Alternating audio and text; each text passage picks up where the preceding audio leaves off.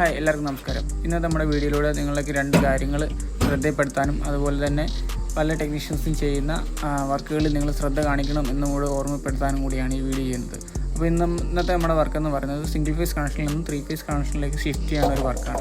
ഇവിടെ സിംഗിൾ ഫേസിൽ നിന്നും 3 ഫേസിലേക്ക് ഷിഫ്റ്റ് ചെയ്യാനുള്ള കാരണം ഇവിടെ KCBD ഇൻസ്ട്രക്ഷൻ വരെയും കണക്റ്റിംഗ് ലോഡ് കൂടുതലായതുകൊണ്ട് അത്യാവശ്യം ഒരു ഫൈനും കസ്റ്റമർക്ക് കിട്ടിയിട്ടുണ്ട്. അതിനോടൊപ്പം തന്നെ ഒരു കാര്യം ഓർമ്മപ്പെടുത്തട്ടെ, ഇപ്പോൾ സ്വന്തമായി കണക്റ്റിംഗ് ലോഡ് സബ്മിറ്റ് ചെയ്യാനുള്ളൊരു ടൈം പീരീഡ് ആണുള്ളത്. ആ ടൈം പീരീഡിൽ നമ്മുടെ എല്ലാവരുടെയും വീട്ടിൽ കണക്റ്റിംഗ് ലോഡ് കൂടുതലാണെന്നെങ്കിൽ അത് കറക്റ്റായിട്ട് നിങ്ങൾ സബ്മിറ്റ് ചെയ്ത് കഴിഞ്ഞാൽ നിങ്ങൾക്ക് ഇതുപോലുള്ള ഫൈനും കാര്യങ്ങളും വരില്ല. അപ്പോൾ എല്ലാ കസ്റ്റമറും ആ കാര്യം ശ്രദ്ധിക്കുക. ഇല്ല, അതിനെക്കുറിച്ച് നിങ്ങൾക്ക് അറിയില്ലെങ്കിൽ ഓതറൈസ്ഡ് ആയിട്ടുള്ള ഒരു ടെക്നീഷ്യനെ അറിയിക്കുക. ടെക്നീഷ്യൻ വന്ന് കണക്റ്റിംഗ് ലോഡ് എഴുതി തരുന്നതായിരിക്കും. ആ കണക്റ്റിംഗ് ലോഡ് KCBD സബ്മിറ്റ് ചെയ്ത് കഴിഞ്ഞാൽ നിങ്ങൾക്ക് ഫൈനും കാര്യങ്ങളൊന്നും വരില്ല. ഇല്ലാത്ത പക്ഷം ഇതുപോലെ ഫൈൻ അടയ്ക്കേണ്ടി വരുന്ന ഒരു അവസ്ഥ നിങ്ങൾക്ക് ഉണ്ടാകും. അപ്പോൾ ഈ കാണുന്ന ഒരു DB നിങ്ങൾക്ക് കാണാൻ കഴിയുമല്ലോ. ഇത് സിംഗിൾ ഫേസിൻ്റെ DB റിമൂവ് ചെയ്ത ടൈമിൽ നമുക്ക് കണ്ട ഒരു കംപ്ലൈൻ്റ് ആണ്.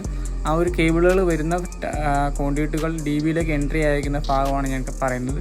ഇപ്പോൾ ഇങ്ങനെ കേബിളുകൾ പൈപ്പിംഗ് വർക്കുകൾ ചെയ്ത് കഴിഞ്ഞാൽ ഭാവിയിൽ എന്തെങ്കിലും ഒരു മെയിൻ്റെനൻസ് വന്നു കഴിഞ്ഞാൽ ആ കേബിൾ നമുക്ക് റിമൂവ് ചെയ്യാൻ വളരെ ബുദ്ധിമുട്ടുണ്ടാകും. അപ്പോൾ ഇതുപോലുള്ള വർക്കുകൾ നമ്മുടെ വീടുകളിൽ വന്ന് ഓരോ മെയിൻ്റെനൻസുകൾ ചെയ്യുമ്പോഴും കസ്റ്റമർ എപ്പോഴും ടെക്നീഷ്യനുമായിട്ട് ഒരു ക്ലാരിഫിക്കേഷൻ ഉണ്ടായിരുന്നു. ഇല്ലെന്നുണ്ടെങ്കിൽ ഇതുപോലുള്ള ബുദ്ധിമുട്ടുകൾ നമുക്ക് ഉറപ്പായിട്ടും വരും. അതിനോടൊപ്പം തന്നെ എത്രയും പെട്ടെന്ന് ഇതുപോലുള്ള ലോഡ് റെഗുലേഷൻ്റെ ഭാഗമുള്ള കംപ്ലൈൻറ്റുകൾ ഉണ്ടെങ്കിൽ എല്ലാവരും ക്ലിയർ ചെയ്യുക. Thank you so much.